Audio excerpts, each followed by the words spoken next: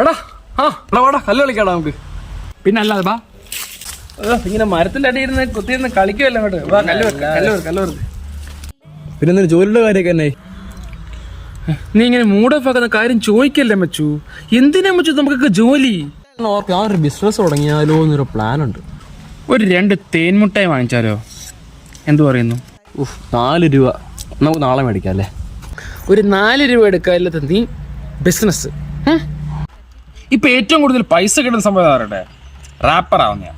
അതിലാകുമ്പോൾ നല്ല തുകയാ. ഒരു റാപ്പർ ആയാലോ? അത് ശരിയാ. റാപ്പർ ആയാലും പണിയൊന്നുമില്ല, ചുമ്മാ കണ്ട് കൂത്ത് കളിച്ചോണ്ടിരുന്നാൽ മതി. ആദ്യം നമുക്ക് നല്ലൊരു പേര് കണ്ടുപിടിക്കാം, പവർഫുൾ പേരും കണ്ടുപിടിക്കാം, എന്നിട്ട് നമുക്ക് റാപ്പറാ.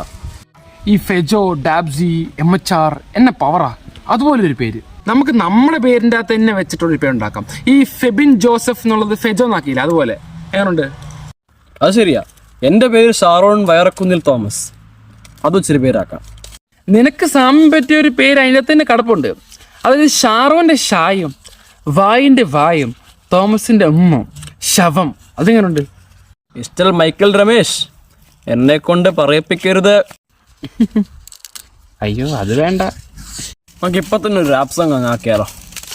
ഇന്നെന്റെ ബർത്ത്ഡേ, ഷീറ്റ് അടിക്കണോ, ഷീറ്റ് അടിച്ചിട്ട് എല്ലാം പുറത്ത് ഉടക്കണോ, എന്റെ ബർത്ത്ഡേ. എങ്ങനുണ്ട്? പോളി സീൻ സാധനം. ഇത് ഇൻസ്റ്റാഗ്രാം തൂക്കും. പോയി നമുക്കങ്ങ് റാപ്പർ ആവുമല്ലേ? അല്ലാതെ എൻ്റെ ഒരു പുതിയ സാധനമുണ്ട്. ന്യൂറൈനായി വന്നു നീ. അങ്ങനെയുണ്ട്. അല്ല അത് എന്തായാലും ഫസ്റ്റ് അത് തന്നെയായിരിക്കും.